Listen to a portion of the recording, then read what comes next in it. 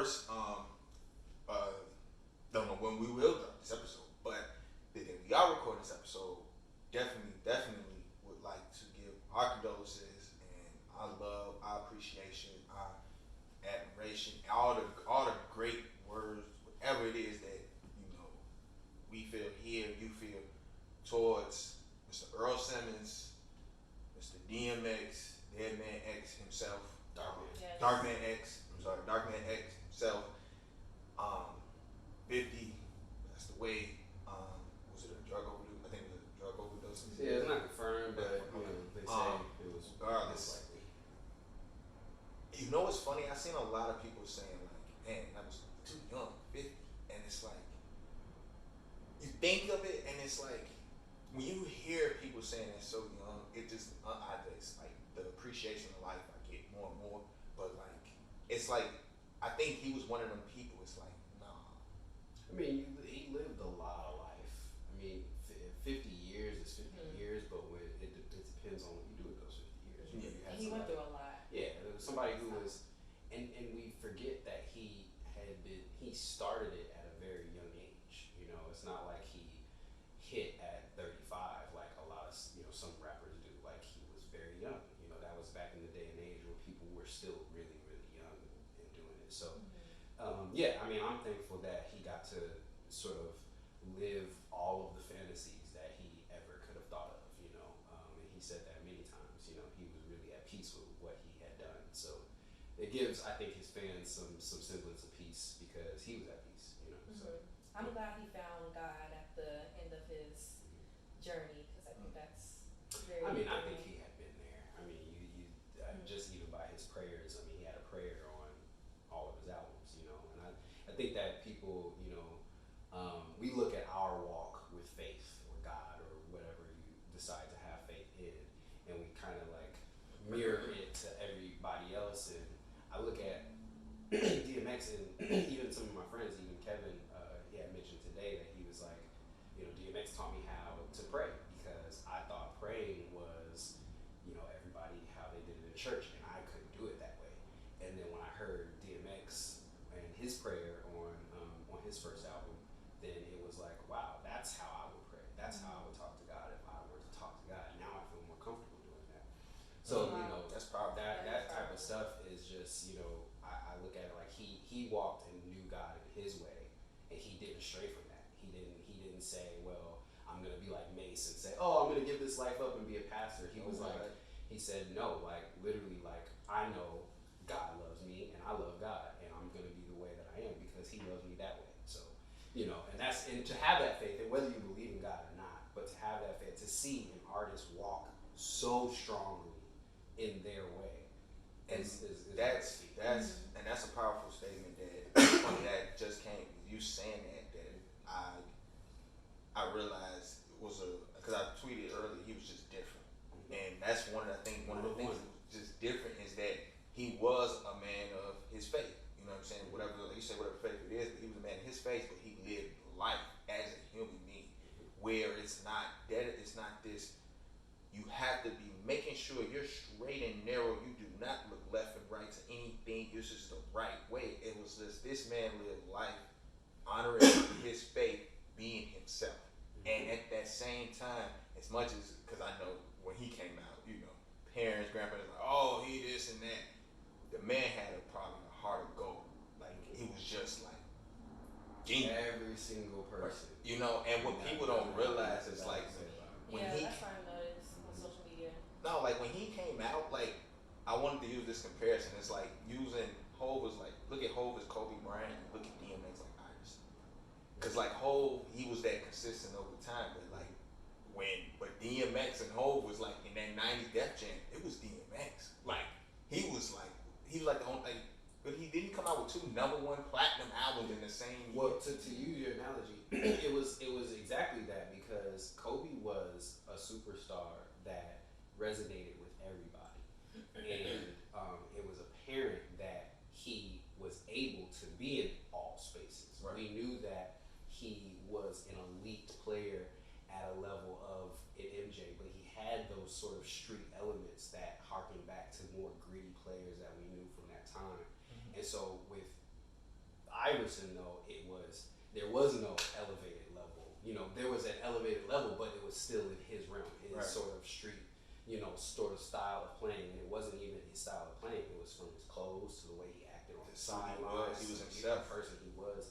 And so, yeah, the analogy is there as far as DMX being the only one, but I think even more so, whereas in basketball, you have your own style, but at the same time, there's a sort of technical aspect, right? You know, there's still, you still got to put the ball in the hoop. You know what I mean? Whereas with rap or with music, it's all subjective.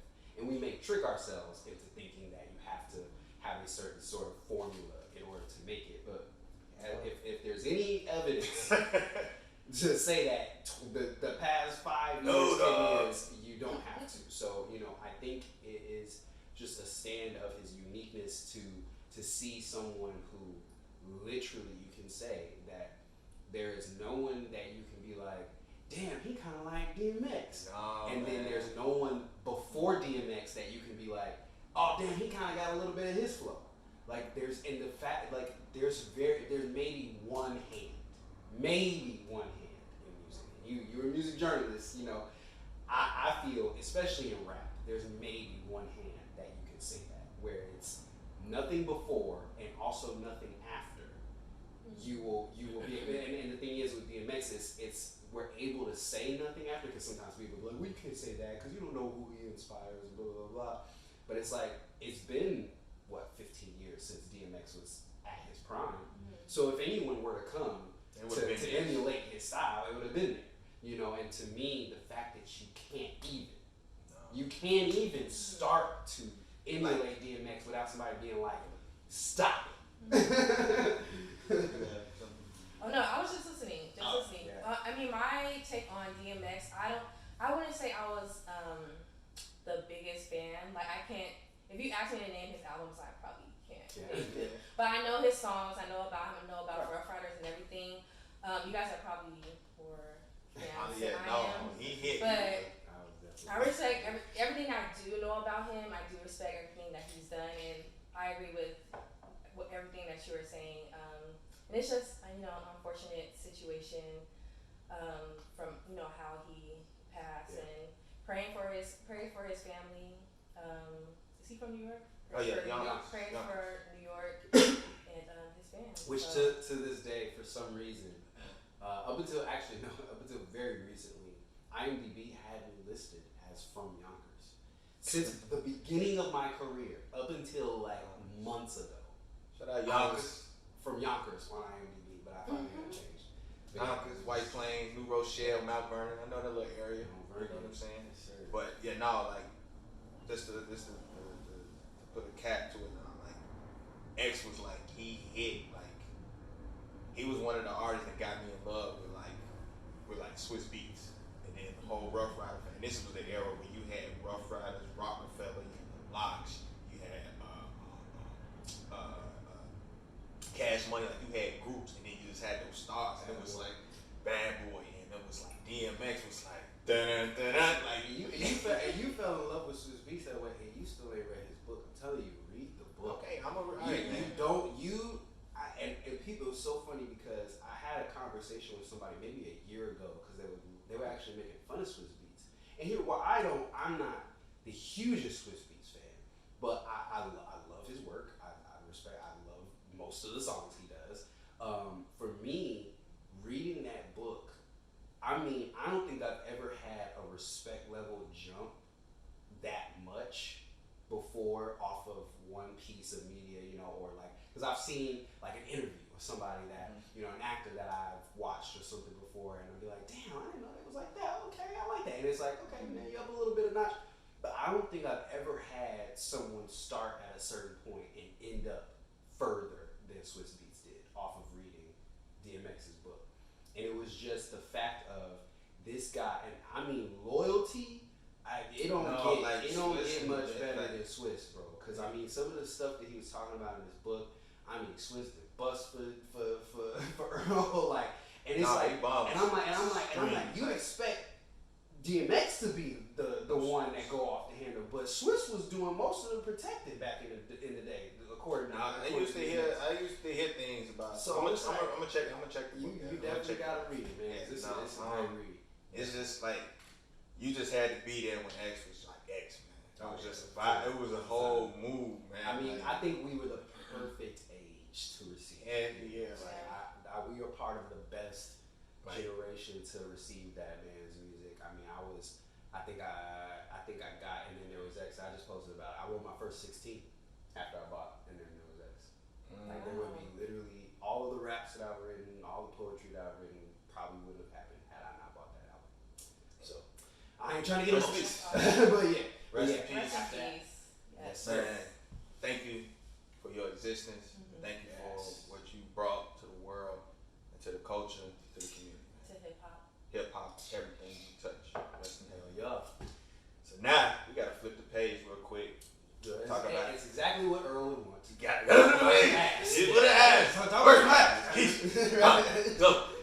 Look. All the sad shit. I don't know. Cause I seen him walking, man. Was looking. Right now, give it to me. You know. I was like, wait, it's moving too fast. I was like, hold